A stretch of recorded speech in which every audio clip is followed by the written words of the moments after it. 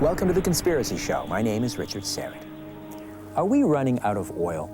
We've grown up believing that oil is a fossil fuel, a non-renewable resource.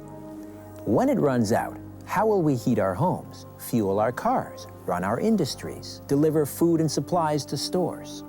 There is another theory, however, that contends that oil is not a finite resource and is in virtual, inexhaustible supply.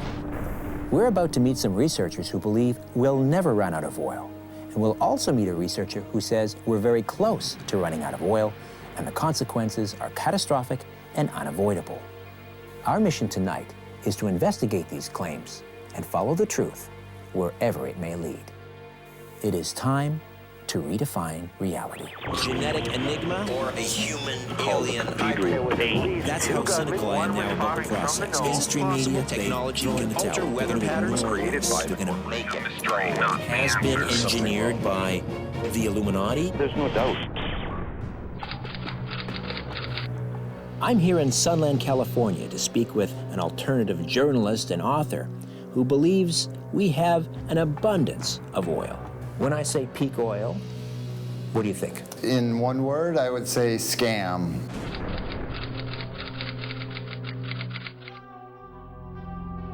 The entire notion of peak oil basically rests on the premise of oil being a fossil fuel. And my position, which is backed by a considerable amount of science, is that oil is not and never has been a fossil fuel, but rather is of abiotic origins, meaning that it is not a product of organic material, but rather is a product of processes going on deep within the Earth's core, and it is a continuous process that has gone on for as long as the planet's been in existence. So reply to the skeptic who might suggest, if oil is truly renewable, considering all of the scientists that work for all of the big oil companies, how could something like this be kept secret for over 100 years? That's a good question. It's actually only a secret in the West. It's not actually a secret in the East. The research on this, the groundbreaking research on this was done in the former Soviet Union, right in the immediate aftermath of World War II, when the Soviet Union realized that they were going to be pretty well isolated in the world and that their survival was going to depend on them coming up with their own domestic oil production capabilities. And at the time, it was believed that they had no real oil production capabilities. And so what they did was they launched what has been compared to the Manhattan Project in scope. It was a huge interdisciplinary study involving geologists, geophysicists, geochemists, thermodynamicists, all sorts of different scientific disciplines, sort of, the elite of each of these fields worked for a very long time to come up with this theory, which was first sort of formulated in 1951, I believe. It was tested, it was refined, it was, fine-tuned until around like the early 80s. They had what was considered a final accepted theory of abiotic petroleum origins, and since that time it's been accepted as scientific fact in the Ukraine and in the former Soviet Union. Well, abiotic oil basically means that we can create oil out of inorganic matter.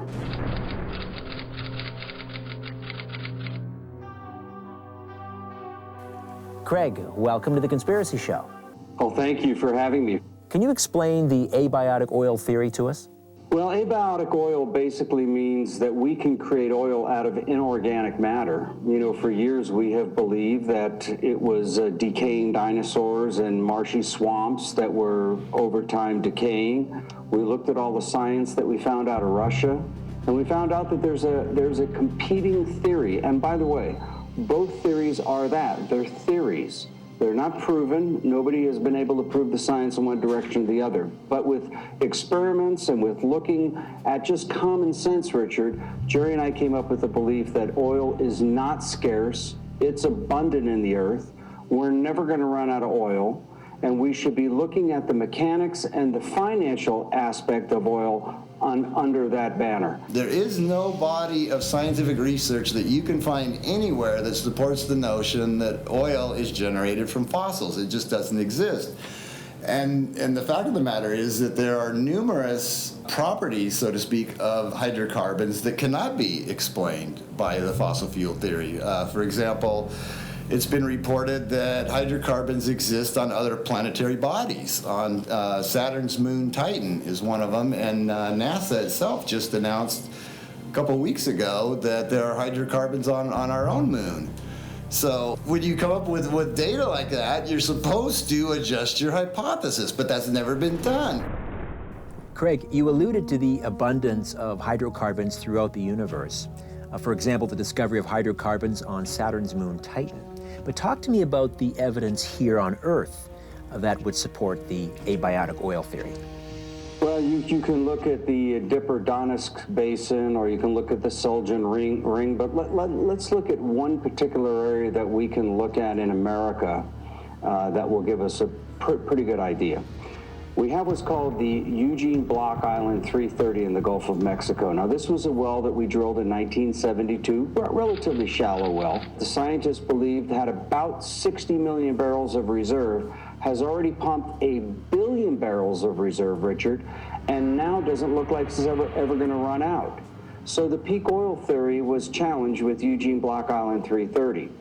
Also, you can look at scientists that have drilled deep wells that have drilled below the crystalline basin, incredibly deep areas of drilling where no way in the world would source rock tell us that there were oil deposits. And yet we're finding out that there are vast amounts of oil.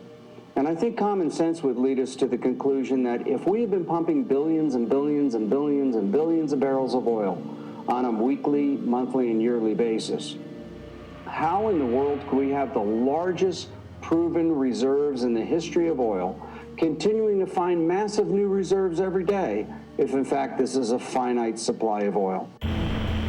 The abiotic theory, this idea that there's some sort of something at the center of the earth and there's just oil gushing out of it. Well, even if that's true, it's not true in a way that is working out in physical reality. Find me some oil fields that are actually replenishing.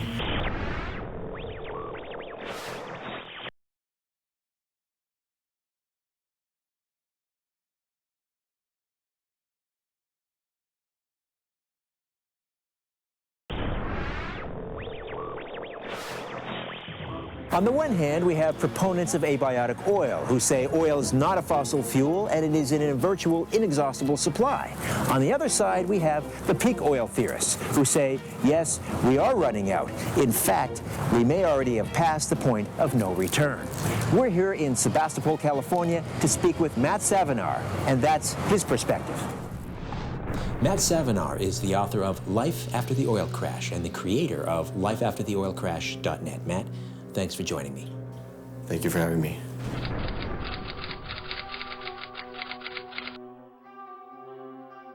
All the oil fields in the entire world have reached their collective peak.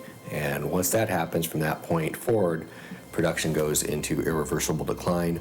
To illustrate that, the U.S., which was the world's biggest oil producer and the world's biggest oil exporter as of the 1950s, its production peaked in 1971 and has declined since then at a rate of 2 to 3% per year, even though the oil industry has put tremendous amounts of money and technology into trying to get the production back up. It's still gone down, and it's at less than 50% of what it was 35 years ago. What do you make of proponents of the abiotic oil theory? The abiotic theory, this idea that there's some sort of something at the center of the earth and there's just oil gushing out of it. Well, even if that's true, it's not true in a way that is working out in physical reality. Find me some oil fields that are actually replenishing. They've gone back years later and found that these wells that were capped off as being dry holes have regenerated oil. Now, the people who are into this theory, they'll point to this Eugene Island 330. Eugene Island 330 in particular, it regenerates so quickly, it regenerates as quickly as the oil is pumped out, so it has been described as a steady state resource rather than a finite resource, which basically means that it's essentially an inexhaustible supply. We can keep pumping it forever. Eugene Block Island 330 in the Gulf of Mexico. Now, this was a well that we drilled in 1972. it started producing 14,000 barrels of oil a day. Typical for the peak oil theory, it started diminishing in its production, and it dropped all the way down in 1989 to about 4,000 barrels a day. Yet uniquely in 1990, the well started producing again 12,000 barrels a day and has since developed or produced 14,000 barrels a day. Well, if you do a Google Images search for Eugene Island 330, on the first or second page, you'll find a chart of the oil production of Eugene Island. It goes up, and then it drops down, and there's a slight little bump up, and then it goes back down. And as of the year 2000, the production was down 70% from its peak. And yet there's people who go into the media and cite this as an example of a refilling field.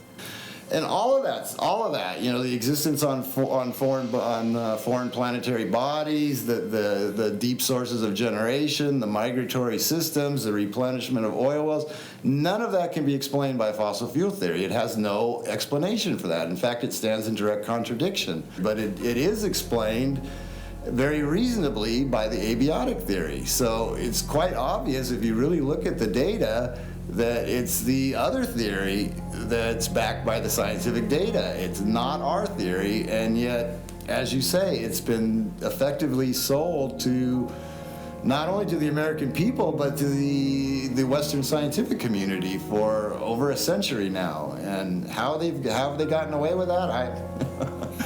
That's a good question. That one I don't really have an answer for. You know, the backup explanation is that we went in for the oil, and therefore, since we haven't gotten any of the oil revenue, the war's been a failure. But I disagree very strongly with that. I think it's been quite successful, because I don't think that we were going in there to take their oil. I think we were going in there to set on the taps.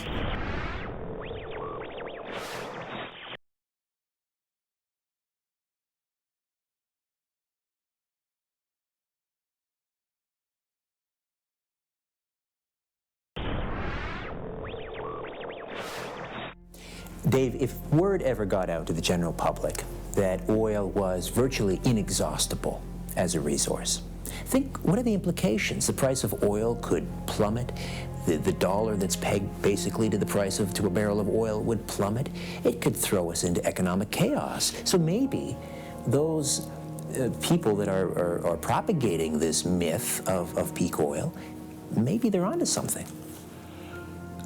Maybe, but I don't know. I just don't really see it. I mean, all the research that I've done tells me that it is simply not true, that it's just a scare tactic that is being used for a variety of reasons to justify, you know, endless war, basically.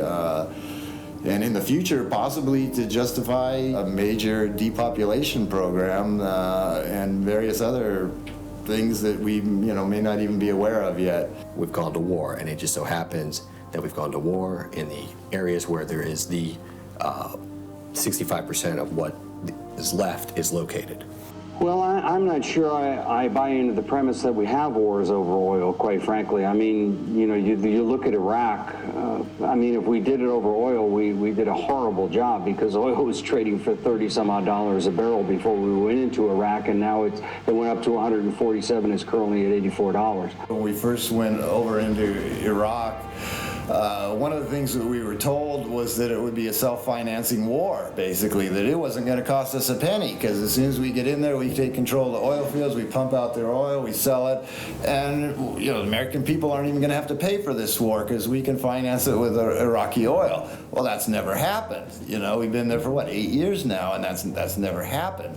So, you know, people, the common perception is that the war's been a failure, because, you know, if we didn't go in looking for weapons of mass destruction. I think most people that don't watch Fox News, you know, realize that now. You know, so the backup explanation is that we went in for the oil, and therefore, since we haven't gotten any of the oil revenue, the war's been a failure. But I disagree very strongly with that. I think it's been quite successful, because I don't think that we were going in there to take their oil. I think we were going in there to set on the taps, and I think that's why we're in Central Asia as well. We don't want to take those resources. We want to to set on the taps to make sure that nobody else gets to it. Think about it this way. Let's say we're on a spaceship and there's 100 passengers, and the pilot gets on the intercom and says, hey guys, I've got good news and bad news. The bad news is there's 100 of you, but there's only enough oxygen for 98 of you. The good news is we're going to auction off the remaining oxygen based on who can pay the most. So the price is going to go up by 300%. Well, oil is to an industrial economy what oxygen is to that spaceship. So the crisis is here, it's just not widely distributed. So people such as myself who were writing about this back as early as the 50s said, sometime after the year 2000, we're going to see major issues with the oil supply. And when that happens, we're going to see wars break out, and we're going to see economies collapse, and we're going to see prices spike. Well, we've got major oil wars breaking out. We've had the economy collapse, and the current economic collapse was directly related to the price of oil.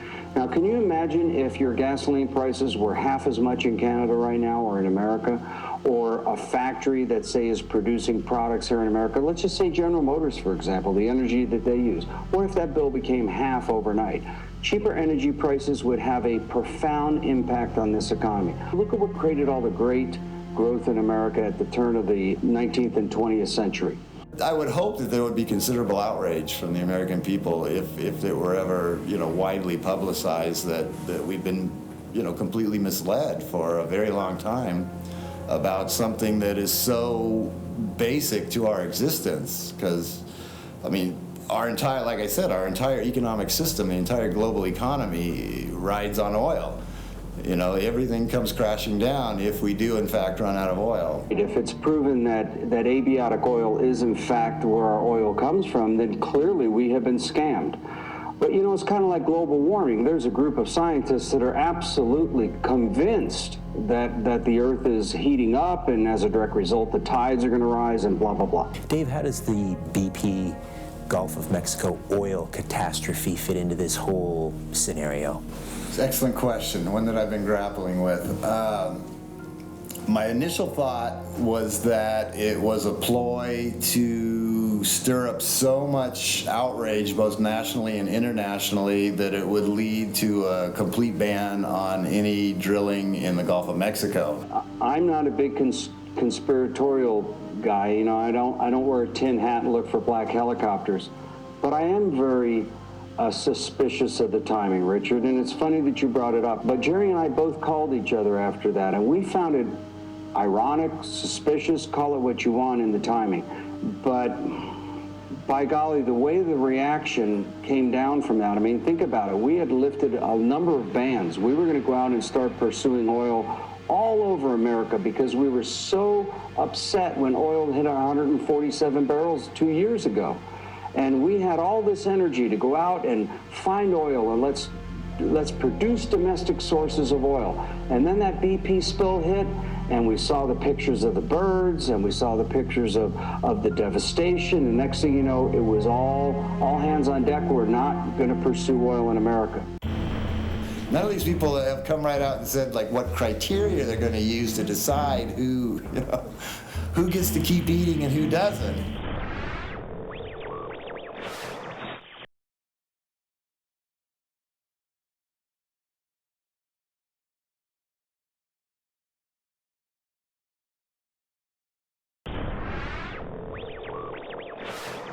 The abiotic petroleum theory contends that oil is generated by natural processes inside the Earth's magma, and thus is in virtual inexhaustible supply.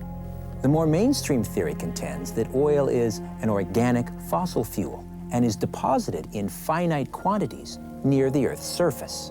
Both sides present compelling evidence for their arguments. It's actually possible, and there are many reputable people who believe that we have peaked sometime in the last 3 years. Other folks think maybe it'll be 2012, 2015, 2020 at the absolute latest, but the more data that comes out, the more it looks like we're right in the peak right now.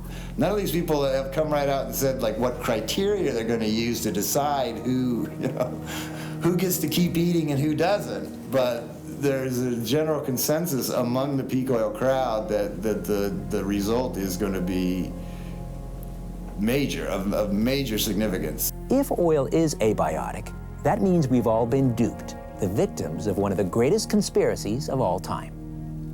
If oil is in limitless supply, why are we paying so much at the pump? Scam is the word that first comes to mind. A 2 to 3% shortfall between what we need and what's available is enough to send the price up by 300 to 400%. There's a group of people in America that truly believe that if you can get the taxes high enough on oil, or you can get the price high enough on oil, it will start to reduce consumption, which it does by natural course, obviously. People can't afford to spend more than they earn, unless you're the federal government, of course. Why are soldiers fighting and dying in imperial adventures overseas, which seem clearly to be about securing and controlling what we're told is a scarce resource? When the U.S. cut Japan off from its oil supplies back in 1941, Japan went to war. Okay, what has the U.S. done in the last 7 to 10 years? If oil is an organic fossil fuel and we are running out, the implications could be catastrophic. The world economy, agriculture, pharmaceuticals, our very existence is inextricably linked to oil. As the great Spanish novelist Miguel de Cervantes wrote, ultimately, the truth will rise above falsehood, as oil above water. Now, we'd like to know what you think. You can contact us here at The Conspiracy Show through our website, www.theconspiracyshow.com. In the meantime, don't be afraid. Move over, Aphrodite. I'm coming home.